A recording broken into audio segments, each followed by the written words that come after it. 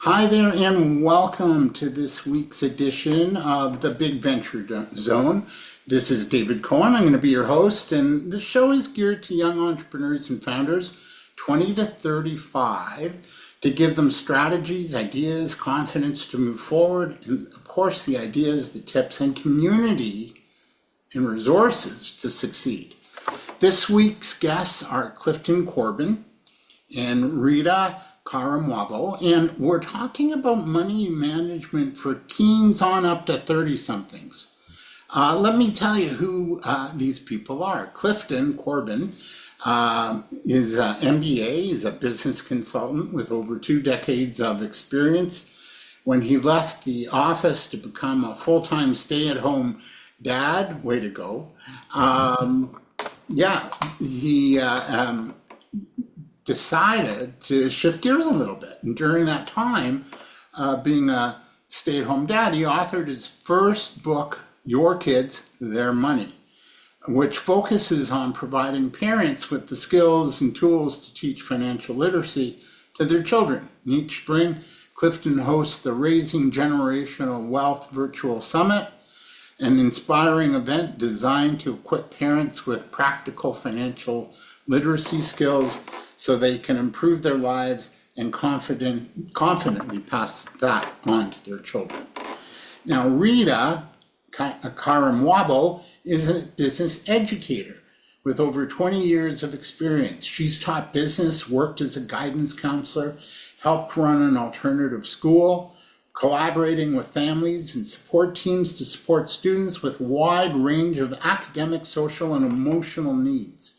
Rita brings learning to life through hands-on projects like school stores, marketplaces, stock market challenges, community drives, and invention showcases. I met Rita as a guest speaker for an entrepreneurship class that she spearheads along with the students at her school. Rita is passionate about connecting with young people, building leadership, and teaching financial literacy in ways that truly matter beyond the classroom. So welcome to the Big Venture Zone, Rita and Clifton. It's really good to have you both here today. Let's get started. Well, Rita, I'm going to start with you because I guess it was back in January. We had a chat about issues facing young people, and there were a number of them, whether they were self-employed, working, or still in school, which in your case they are still in school. And one of the more interesting points that you spoke about that really kind of surprised me was about that the young people you're teaching are not managing their money too well. Matter of fact, you went on to say they're overspending on merchandise like fancy clothes and designer, sort of goods. And the other thing they're overspending on is they're getting into gambling. And, we're bombarded by these gambling sites. And as a result, with overspending on gambling and merchandise, they're accumulating debt like there's no tomorrow. Why is this now the new normal, and how is it affecting our young people in class? Why is it a new normal? Mm-hmm. I think new-ish. For us, it still feels new, but for them with social media, I think it's a comparison culture. I've done a recent survey in my school, and I think half the population is on their phone for entertainment, meaning social media, like over 4 hours a day. And like a quarter of them are over 6 hours a day. So all they're doing is scrolling. They're looking at other people, talking about what they own, how they look, what they're spending their influencer money on, et cetera, et cetera, plus the ads that are being thrown in there. So even if it's not explicitly happening in their content, it's subliminally happening in all the ads that they're like being subjected to. So 8 hours a day, 4 hours a day is a lot of time, and they're not recognizing it for what it is. So then they come away thinking, okay, I'm not good enough because I don't have this, I don't have that. And then now it's so easy to spend because now when you go to buy, if you don't have enough money, there's this option that says, oh, you could pay in 4 installments. So we're being encouraged to spend money we don't have everywhere and through the stores too, which never used to be a pressure. That wasn't an option before. If you didn't have the money, you just didn't spend it, right? Yeah, yeah. So, the second part of your question was how is it affecting them? I mean, to be honest, I'm not having kids come up to me and say, I'm in debt, I'm in debt. But I know that they want to spend any money they have, and I know they're spending it more than they should be. And I have asked them things like, how many of you have bought things that you regret? How many of you have bought things you didn't use? Yeah. How many of you, like, they're throwing out the stuff within a few months, which we know because of fast fashion and it doesn't last. So it's the normal for sure. And even if it isn't really the normal, it's what's being broadcasted as the normal through all their feeds. So it's like the age old keeping up with the Joneses. Like it's the what it feels like a social norm, I guess. Yeah, and it's a dangerous social norm, Yeah, and I find it sad. it is. It's scary. And yeah, so Clifton, do these findings Rita just shared with us about debt and spending surprise you? Not at all. It's I think the thing I'd like to pick up on from what Rita said is that comparison culture. We've always had it. It's never been like that's not new, but what's happening now is that it's just amplified and exaggerated in that once upon a time you would compare yourself to the kids in your school, but now you're comparing yourself to every kid in the world. And that has a harmful effect. And again, as far as the debt part that you ask about, it's hard for adults who have the wherewithal to earn and consume responsibly to actually consume responsibly. So if we're now putting that same challenge on children who are still developing socially, developing academically, and mentally, all of the things, we can't really expect them to be able to manage this. There's just it's too much. It's just too much coming at them too fast. We see some places putting some restrictions on how much social media our kids are allowed to consume. I'm thinking about in Australia and some of the states down south, but it seems unfair to give this tool, if you want to call it that, this form of entertainment that's really just a form of advertisement to our children, expect them to be able to manage it. So no, it's not surprising at all because when you've got so much pressure to show up in a certain way, and the only way to do that is to spend money and you have limited access to that money, and then on addition to that, like Rita mentioned, we're now giving them extra tools to spend money they don't have, like these buy now pay later schemes. It's no, it's not surprising at all. It's really expected. It's unfortunate, but it is expected. We can only put so much pressure on our young people and not expect these outcomes to come true. Yeah. Rita, in terms of the gambling sites, are they on the normal gambling sites that we see advertised? So I have heard some chatter about sports betting. And I've read some stats. It's still not like 50%. It's still maybe 10, 15%. Hmm. But now there's also prediction markets where you can bet on anything. Like you can bet on will Trump say Ayatollah in the next week? You can bet on will there be a major space event next week? Will the person singing the national anthem at the hockey game have a red shirt on? So it's like so easy to access and it's becoming like normalized. And like Clifton was saying, young people, their brain, their frontal lobes are still developing up till maybe even now they're saying late 20s. So their like impulse control is not developed. Yeah. Their sense of like security of who they are is still developing. And they don't have the ability, like their risk taking is at a maximum.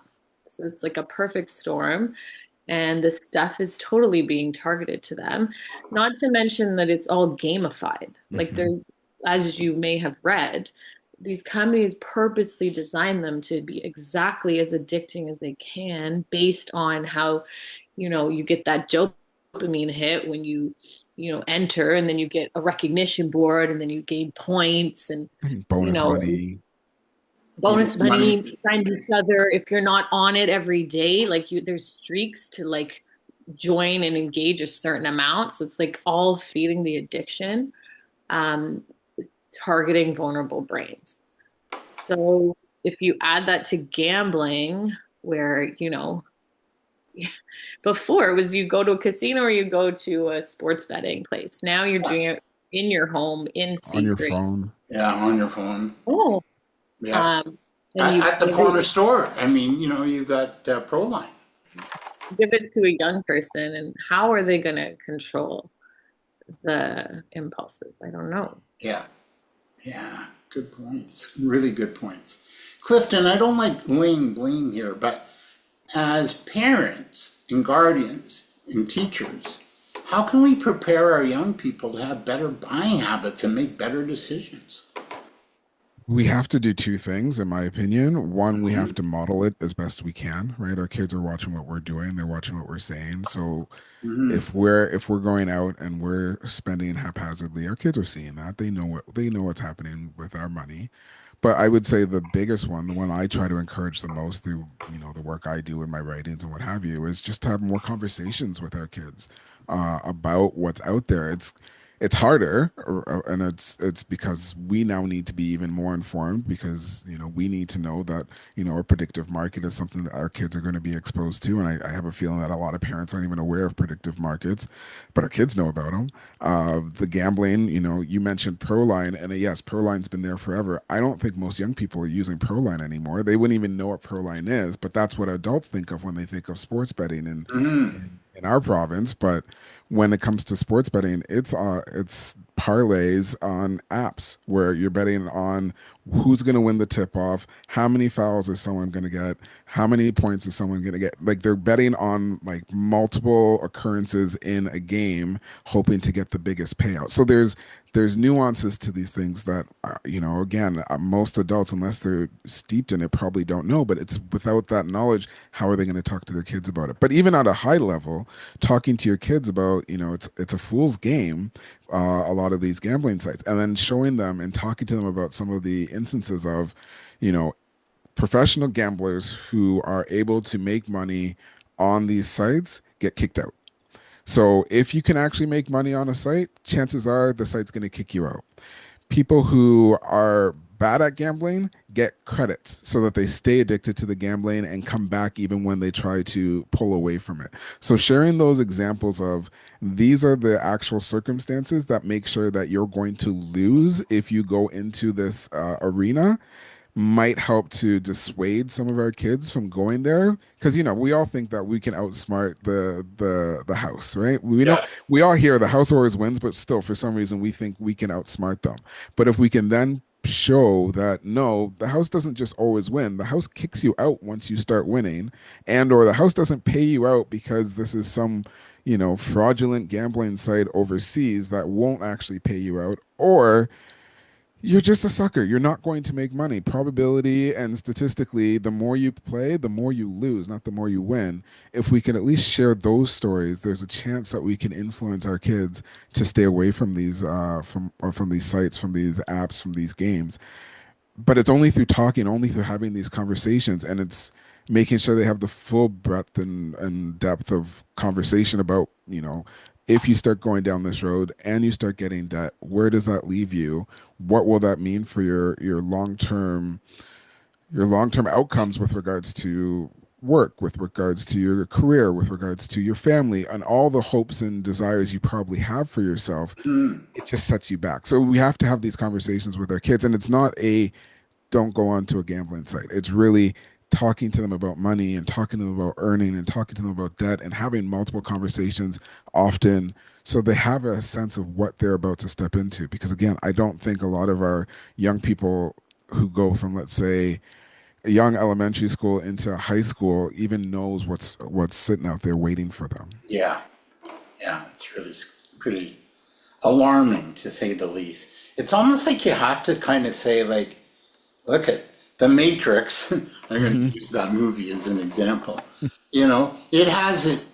They want you, and they want you to be stuck in that. So whatever they're saying, don't do. Hmm. Like do the opposite. Do the opposite of what your peers are doing. Do the opposite of what the norms, so new norms are, Hmm. and have a good game plan. Like really care and be self-care and self-loving for yourself and your future because it depends on it. What's your take there on that type of thinking, Rita? Like, do you see this debt crisis sort of as a way to fit in? And what are school psychologists within the system suggesting as far as shifting this kind of behavior that we're talking about today? Yeah, good question. I'll be honest, I don't know what the kind of psychologist, social worker realm is doing about it. I do think Clifton's onto something. Like if Mm, your parents don't have the money, but they're still spending because they are also want to wear the Uggs or the whatever that's yeah. trending, then that is your normal and that is what you're going to do. I have had many conversations. Unfortunately, they took budgeting and all of that out of the business curriculum, except for one course, which I tell every kid to take. It's financial securities in grade 12. I say every adult tells me they wish they took this course. Please take this course. Yeah.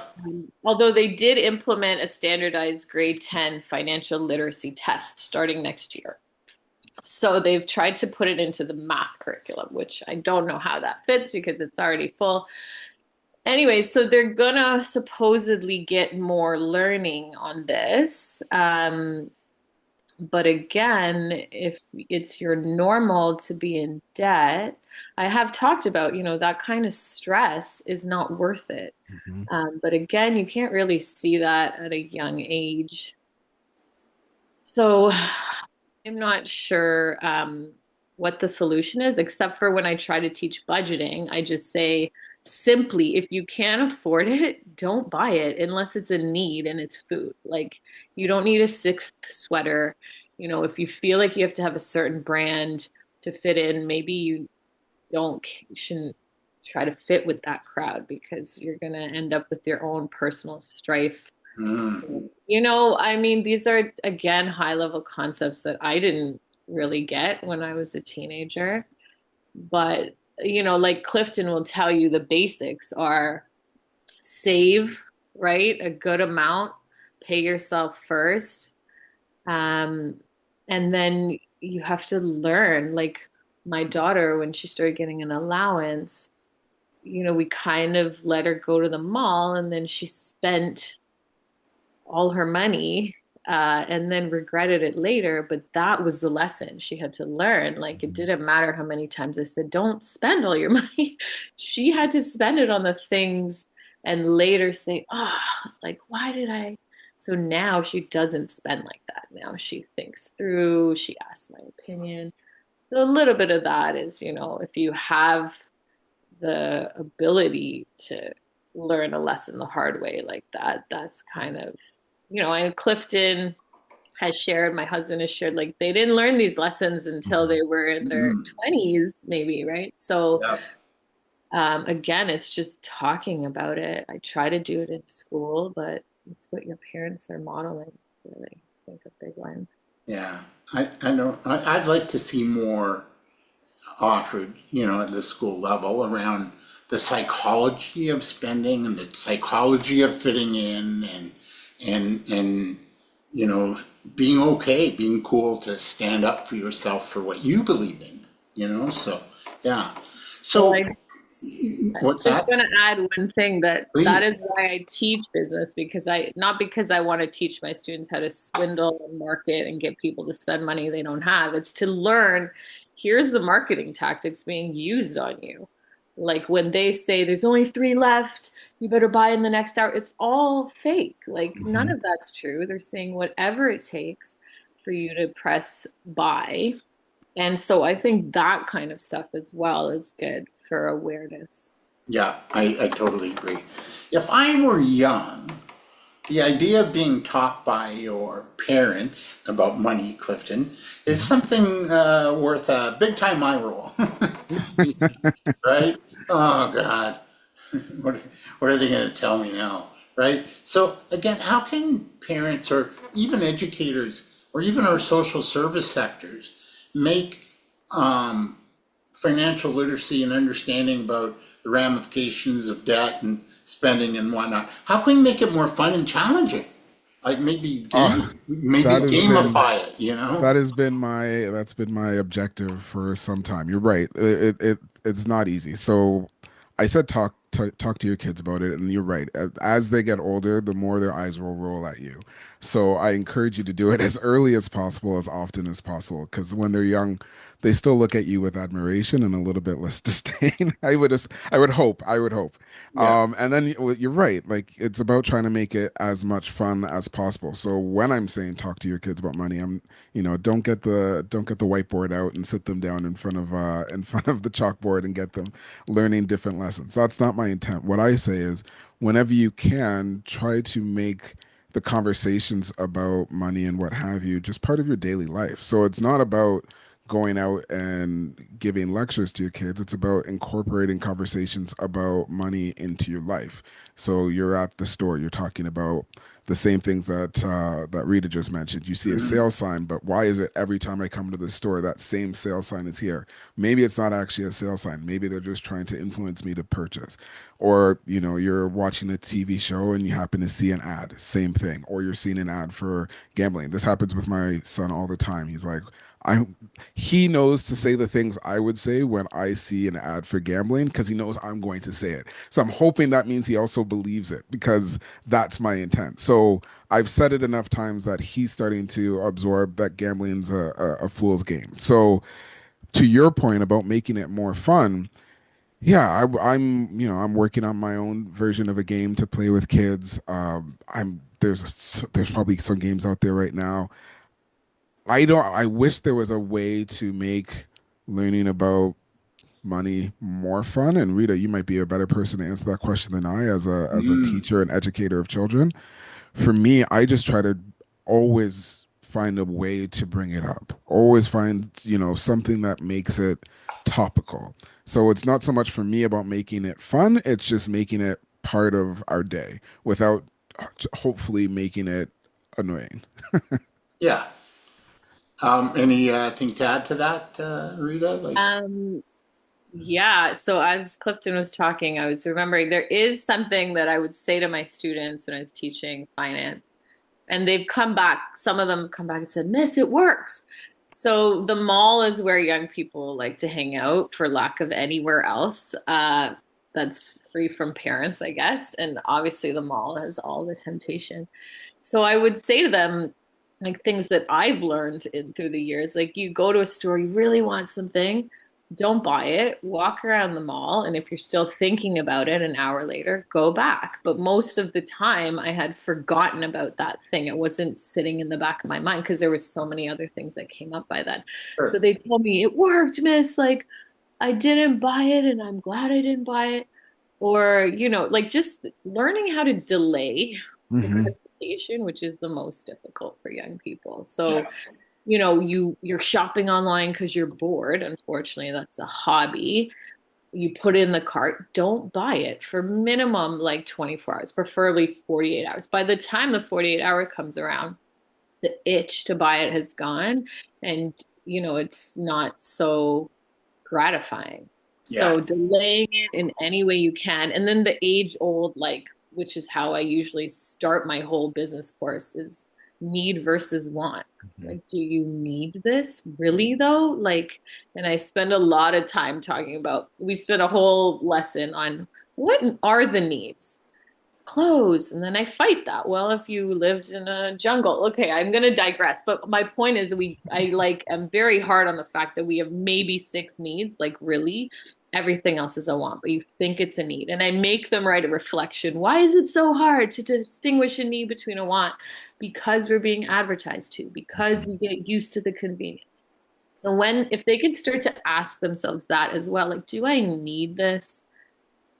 Just the pause before the buying.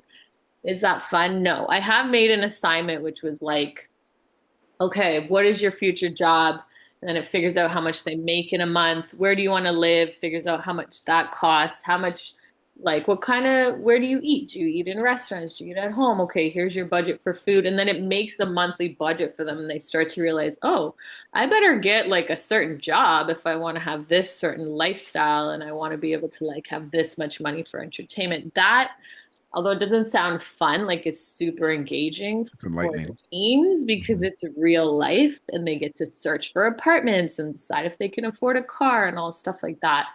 So even if you took that down to more elementary level, like having a little cash register toy and but not just playing shoe store, which I used to do, but throwing in like, oh no, you only have $10 though. Like, which of these things are you gonna like throwing in little reality checks where you have to make hard decisions, needs versus wants. You could start that really young. Yeah. Yeah, with the young ones, I love doing stories. I love playing games where they actually get to play with money. For my older kids, not so much on the debt side, but on the investing side, we talk about, okay, if you spent this much money on whatever fun thing that you want to do versus if you were to have bought a share in this or bought an index fund in this. And my two kids now are both purchased index funds, so they both get to see what happens over the time. And when it comes to investing, it's all about time, diversification and time. So they're getting to see, especially my son, who was able to purchase his first shares at least 3 years ago, especially with what's happening in the market. He's eager to not put his money towards the no, don't get me wrong, he still wants to go snowboarding, he still wants to buy the stuff, but he makes sure, and this is what we've done in our family, is the whole adage of pay yourself first. We've kind of enforced it in that when you get money, some of it has to go into a savings account. Some of it, whether that's for my daughter who's still using jars, that means she has a savings jar. So when she gets her allowance, part of it goes into her savings jar. My son, who now has his bank accounts, some of it goes into a savings account and it's automatically transferred. And he set the amount that's supposed to be transferred, and it happens automatically every week when he gets his allowance. And now, after a certain amount, when that adds up to about $100, he's like, I want to buy another share because he knows that the interest he's getting in the bank account is paltry versus what he's been able to earn via the stock market. So he wants to. So, to Rita's point, try to give them real life examples as much as possible so that they can see the impact of their decisions, right? Like, yes, going out and buying something right now makes you feel good for a couple of minutes, or not buying that thing makes you feel okay after you wait a couple of minutes. Like you just need to get over the hump of that excitement of I could have this thing. We know that the feeling, that excitement, that dopamine hit actually is more about the anticipation than the actual acquisition. So if you can get over that little feeling of anticipation until it's no longer there, you'll be fine. You'll be okay. You don't need it. But that desire has such a strong hold on us. And then the more we give into it, the more we're wired to want it, the harder it gets to get over it. So it really is. And Rita's examples are perfect. Just walk around the mall for a little bit longer, just sleep on it. All those little hacks, tricks, tips, all those things help you to be better equipped to manage that desire. And if we can get over the desire, then we can be okay. Yeah. Great answers, you two, and really good strategy. Like you almost have to breathe into it, no, I'll be okay, right? In term, and I kind of asked you a little bit about this, but this sort of debt worry, is it affecting anything at school, like grades, socialization? Maybe there are people, young people are withdrawing a little bit socially. And does it affect class engagement? Are any of those, do you see any signs showing up there, Rita? Um, I mean, we could have a whole other podcast on screen time affecting focus and engagement, but Yeah. that's not what you're asking. I don't have like direct correlation between the debt side, except for the fact that not so much on the spending piece, but just the job market. Like there's a huge feeling of hopelessness in our my grade 12s that are we even going to get a job? Like they're trying to get 99% averages to get into their top schools and they still feel like they may not get a job out of it. Plus, a lot of their parents have lost their jobs, Yeah. which is absolutely affecting their motivation and their functioning. Yeah. So, Well, yeah. that's another question too. I mean, our economy is like it's really challenging right now. You've got gas prices, what, $1.69, probably going up to past that soon. You got high food prices. It's just even if you're doing your best with money management, it's still it's still super challenging. So what do you say to that, Clifton? Do you want to speak to that idea? So no, you're not wrong, and Rita kind of touched on it, like the anxiety, the depression, the lack of motivation. All of Hmm. these things stem from, and the thing that I think we're all having our back of our heads, but we haven't mentioned, especially when it comes to young people entering the job market, we've got AI that we're going to be dealing with as well. Yeah, So I I want to stay optimistic. In general, I'm a fairly optimistic person, and I feel like there are opportunities ahead, but we will need to help our young people navigate this new landscape. Like there was a time when, and this is, dating, I think all of us, where it was, you go to school, you get a job, maybe you might switch jobs once or twice along your lifetime and then you retire. Those days are probably far in our rearview mirror at this point, and we're going to have to help our young people be more entrepreneurial. And I don't mean that just as the you're going to have to create your own job and work it, but you're going to have to treat your career as an entrepreneur, where you're going to have to say, I'm going to create some opportunity to earn money, whether that be creating something of my own product, what have you, or a service that I can offer with whatever skills I've already built alongside of AI. And then maybe I parlay that into working for somebody, freelance or as an employee. And that's still me as an entrepreneur. I'm still working my opportunities, and I have to learn from that new opportunity to build another opportunity. And you're going to have to kind of consistently reinvent and re-educate and relearn the workforce to find ways to navigate. I think being a passive employee isn't a thing for our young people. They're going to have to be much more engaged in the world of trying to find opportunities, right? We can't assume that the opportunities will just be there for them. And I've seen young people. I was also fortunate enough to speak to Rita's entrepreneur club, and the mm, young people there were brilliant. Some of them came to me and told me about the ideas they've had, and I'm like, some of them are ideas that are they're beyond me, but as far as like their opportunity for not just supporting themselves and creating a career, but also supporting communities and building networks and all of these opportunities. And again, the opportunities are there, and now these tools, we have to see them not so much as an impediment to employment, but as a means of empowering our young people to be more capable and more employable. But it's very different, right? Like it's not go to this company and work for them doing data entry. That job's gone. Like that's not a thing. But now it's I need to create an app where I can, be a data entry person running multiple AI agents at once so I can basically act as a data entry firm as a single person. Like that's where our kids have to get to.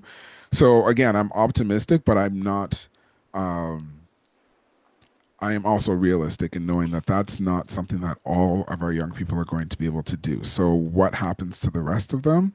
I don't know. I see where the anxiety and the depression is coming from because there's so much is changing so quickly, and Rita mentioned as well, this is not just affecting our young people, it's affecting us. Like we're losing jobs, we're losing opportunities, we're still Mhm. trying to have to put food on the table when Yeah. we can't even get to work because gas is at, like you said, almost $1.70 a liter. So I've obviously I don't have all the solutions for all of the geopolitical problems of our times, but I would say the one thing that we have to really focus on is being clear-eyed about what lies ahead and trying to find ways to incorporate see those new tools more as tools and less as challenges, and finding ways to navigate that. Again, it sounds pretty Pollyannish, I'm sure, but it's the best I can offer. No, I think it's totally bang on, and we have to have a discussion about this, like, and come together more as a community. What can we do to, maybe it's ride share or sharing resources, or if you're in a business and you want to do an event this summer, maybe two of you get a table and you share the expenses. Mhm. There's ways to operate. You know, it, If I can cut in real quick, yeah, please. what I think you highlighted there, and this is where I think we really need to get to, you highlighted the need to commune, to find partnerships, to actually get off of line. Maybe it's via online, but you need to actually connect with people. And that's where all of the, I think, opportunities will lie, is in connecting with actual people to find ways to either share expenses or share skills or share opportunities. And that's just my opinion. Yeah, good stuff. We're with, sorry, go ahead, Rita. Um, two things. Yeah, This is something I do feel like the younger generation is inclined to do. okay. Like they seem to have less ego around sharing and, making use of resources. There's a lot of thrifting in a small way. Is that marketplaces online, ride sharing, like you mentioned. Um, little bit off topic, but the city of Toronto, I just did a survey they're putting out about like how to share food, like extra food we all have lying around, like that kind of thing. I'm hoping is coming, um, which would be great. And the other thing I want to say is everything Clifton said obviously is true and real and hard. But I do think this is the time where it's never been easier to start your own business. You Yes. don't need a retail space. Every young person knows how to make an app or can easily learn with AI can make it for you. Yeah. So I am, and you can 3D print all Mm-hmm. the prototypes, right? So you can be a production in your home for just a few $100s. So for me, that's a really positive thing. But like Clifton's saying, you have to be someone who is entrepreneurial and using all those skills, which are not being tuned right now with the people who are scrolling endlessly. Those are not the skills Yeah, being. get off of it, go interact, meet people, take a walk in nature, Mhm. feed your But soul and now that, governments are taking note and like it always takes time for the legal side to catch up. They're finally saying, hey, this isn't good for people. Maybe now the pendulum will swing back and, the social pressure to not be on it all the time will kick in. It took how many years? 100 years for us to realize alcohol is really bad for you. I think less time to realize social media is really bad for you. So as that becomes the rhetoric, maybe that's going to be a saving grace. I like that. We're with Rita Karimwabo and Clifton Corbin, and we're talking about young people getting into big time debt from their teens on up. I'm David Cohen, host of the Big Venture Zone.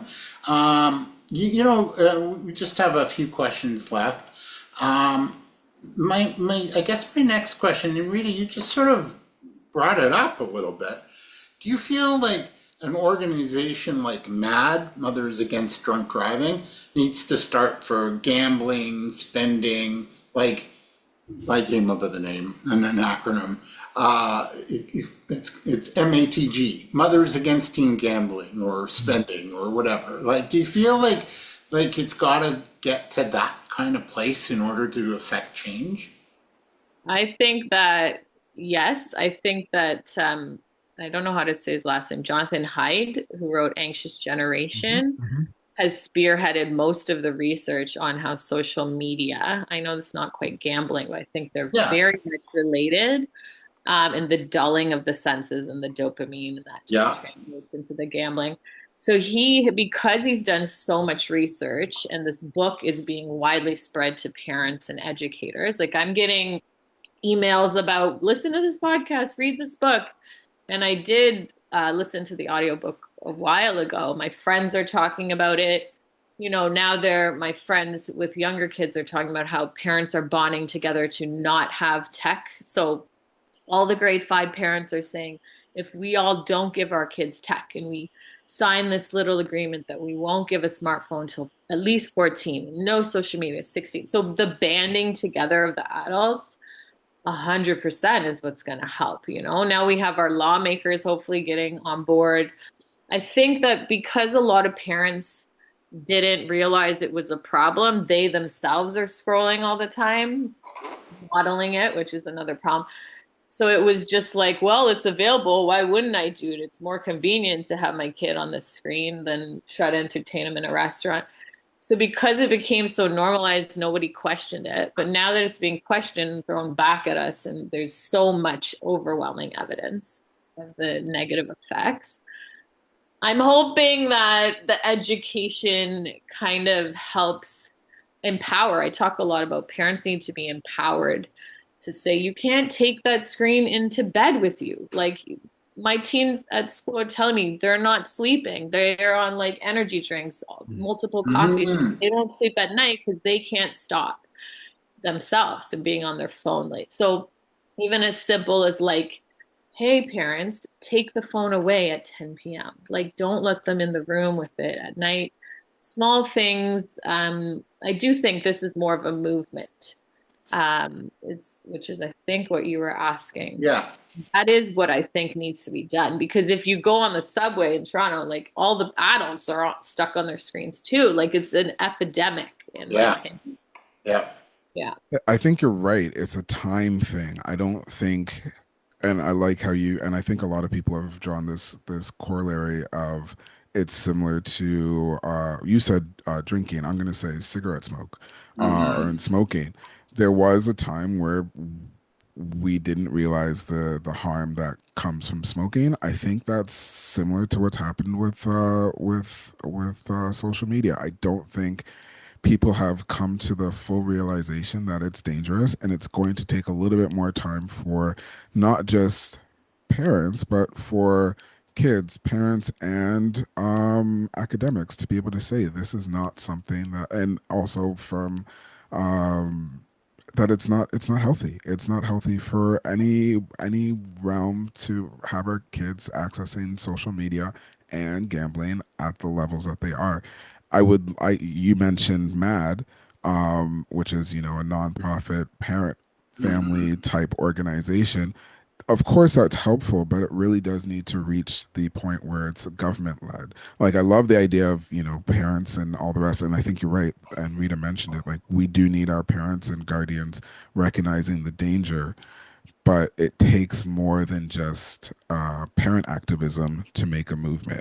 It starts there, but we need it to become more of a bigger movement than just the handful of parents that are recognizing it. We need it to become a critical mass of people who recognize that the social media and the gambling is not healthy for our young people, so that there could become actual legislation put in place where there's check. Because I'm circling this topic, and what I'm basically trying to say is The social media platforms and the gambling platforms have the power right now. There's no reason why it should be a busy parent who's trying to do all of the things who has to govern this dangerous material, right? The same way that there are restrictions on, and we're going to use the two things that we've mentioned, there's restrictions that come from tobacco and alcohol. We don't just allow our kids to get that. It would be the same as saying, well, our parents need to make sure that kids can't access tobacco or alcohol. Yes, parents have a role in that for sure, but there also needs to be a an action or a prevention coming from the government down, so that all parties are helping our young people manage this thing that is beyond their ability to manage on their own. Rita said it very clearly. If you have a child who's on a device at 10, 11 o'clock at night in the room and they're saying to you, I can't stop, it's not that they're doing something wrong. It's that they're doing something that they've become addicted to. Exactly. And that's not their fault. The device and the apps that they're on is addictive. We know it. I start scrolling something and then 2 hours goes by and I'm like, what did I just do? So it's not, it's not the child. It's really the apps. And I don't think that there's zero utility in these apps. And I don't want to say that they have no function and no value, but I think the negative has far outweighed the positive, especially when it comes to our young people. And it has to be more than just parent advocacy that is the catalyst for change. It might be the catalyst, but it can't be the entirety of what causes the change because it's too much, right? When you think about pick your social media platform of choice and think about what their market cap is versus me, like that the disparity there doesn't even, it's not even computable. So we need it to come from government actors who have a little bit more power to influence change than a parent struggling with a child. Yeah. And community as Yeah. well needs to be brought in. We're flush out of time. We could do this again, so we probably will. I hope so. Is that okay with you? I hope so. Where do we reach you to connect and learn more? Clifton, you've got your book and your website. Do you want to go? Sure. But the easiest way to find me would be going to cliftoncorbin.com. You could find my book, Your Kids, Their Money there, and anything that's happening in my life, you can usually find on that site. And Rita, what do you have going on? I would just say get your kids to take business courses in high school so they can educate themselves about what's going on in the world around them.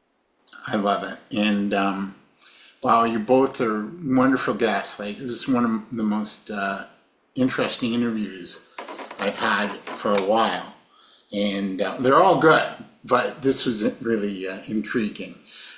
So that was author, speaker Clifton Corbin and secondary school educator Rita Karimwabo. They joined us from their home office in Toronto today. Next week, we're going to talk to Daria Tikhanova about the newcomer woman's journey to succeeding in business in Canada, and she's just in her 20s. So I'm your host, David Cohen. This has been another edition of the Big Venture Zone.